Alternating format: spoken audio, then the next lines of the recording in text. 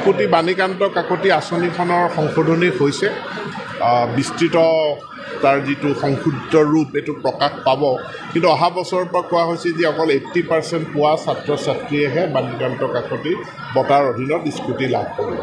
আজি Majuli hello' everyone, আমাৰ সকলোৰে মনত এটাই প্ৰশ্ন যে এইটো বছৰত কিমান পাৰ্চেণ্টেজত স্কুটি দিয়া হ'ব। তোমালোকে এতিয়া নিশ্চয় ভিডিঅ'ৰ প্ৰথমে দেখা পাইছা যে শুনা পাইছা যে অসমৰ শিক্ষামন্ত্ৰী ৰণোজ পেগু ছাৰে কৈছে এইটো বছৰত 80% পালেহে স্কুটি দিয়া হ'ব। ল'ৰা আৰু ছোৱালীৰ বাবে পাৰ্চেণ্টেজ সমান 80% পালেহে স্কুটি দিয়া হ'ব। কিন্তু এইটো অফিচিয়েলভাৱে এতিয়ালৈকে এনাউন্সড হোৱা নাই আৰু অসমৰ মুখ্যমন্ত্ৰী হিমন্ত বিশ্ব শৰ্মা ছাৰে এতিয়ালৈকে একো এনাউন্সড কৰা নাই।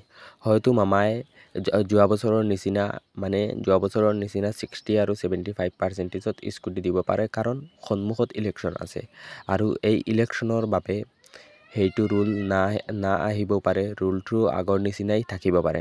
গতিকে তোমালোকে একো চিন্তা কৰিব নালাগে। ছোৱালী 60% আৰু ল'ৰাই 75% পালেহে আই থিংক স্কুটি দিয়া হ'ব এইটো বছৰত যোৱা বছৰৰ নিচিনা, কাৰণ হিমন্ত বিশ্ব শৰ্মা ছাৰে এতিয়ালৈকে একো এনাউন্সড কৰা নাই। গতিকে তোমালোকে একো চিন্তা কৰিব নালাগে। আৰু ৰণোজ পেগু ছাৰে সেই মিডিয়াৰ সন্মুখত কি কৈছিল এই ভিডিঅ'টো সম্পূৰ্ণ আমি ভিডিঅ'ৰ শেষত দেখুৱাই দিম। ভিডিঅ' ক্লিপটো সম্পূৰ্ণ আমি দেখুৱাই দিম, তোমালোকে সম্পূৰ্ণ চালেহে গম পাবা। গতিকে এতিয়ালৈকে আই থিংক সন্মুখত যে ইলেকশ্যন আছে, ইলেকশ্যনৰ কাৰণে হয়তো আগৰ নিচিনাই দিয়া হ'ব, 60 আৰু 75%ত স্কুটি দিয়া হ'ব। সেইটো ৰুল হয়তো চেঞ্জ নহ'ব পাৰে। গতিকে তোমালোকে এতিয়া আৰু একো চিন্তা কৰিব নালাগে। আৰু আমাৰ হোৱাটছআপ গ্ৰুপৰ লিংক ভিডিঅ'ৰ ডেছক্ৰিপশ্যনত দিয়া আছে, তাৰ পৰা গৈ তোমালোকে আমাৰ হোৱাটছআপ গ্ৰুপত জইন হৈ ল'বা। আমি সকলোবোৰ আপডেট ইয়াতে দি থাকোঁ। সকলোৰে প্ৰথমে যি আপডেট পাওঁ সেইটো আমি হোৱাটছআপ গ্ৰুপত সকলোৰে আগত দি দিওঁ। গতিকে তোমালোকে তাত গৈ জইন হৈ যাবা।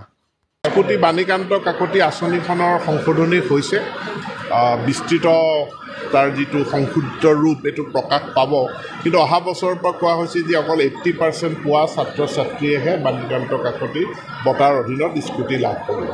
আজি মাজুলী জিলাত আমি শিক্ষা বিভাগৰ অধীনত আনন্দৰাম বৰুৱা বঁটা আমি প্ৰায় 151গৰাকী ছাত্ৰ ছাত্ৰীৰ বাণীকান্ত কাকতি বঁটা আৰু মুখ্যমন্ত্ৰীৰ বিশেষ আঁচনিত নৱমমান শ্ৰেণীৰ সকলো ছাত্ৰ ছাত্ৰীলৈ চাইকেল বিতৰণ কাৰ্যসূচী আমি ৰূপায়ণ কৰোঁ আৰু ইয়াৰ জৰিয়তে আমাৰ যিটো ছেকেণ্ডেৰী এডুকেশ্যন মাধ্যমিক শিক্ষা খণ্ডত ছাত্ৰ ছাত্ৰীসকলে এক ডাঙৰ ছাপোৰ্ট চৰকাৰখনৰ পৰা লাভ কৰিছে তেওঁলোকৰ শিক্ষাক আগুৱাই নিয়াৰ লগে লগে কাৰণে।